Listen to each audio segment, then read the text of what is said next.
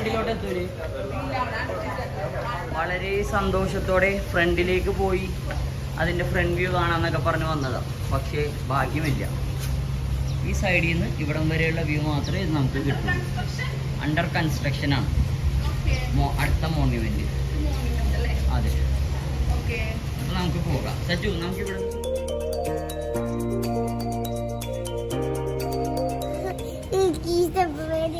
ആണോ? സ്റ്റെപ്പ് പേടിയാണോ?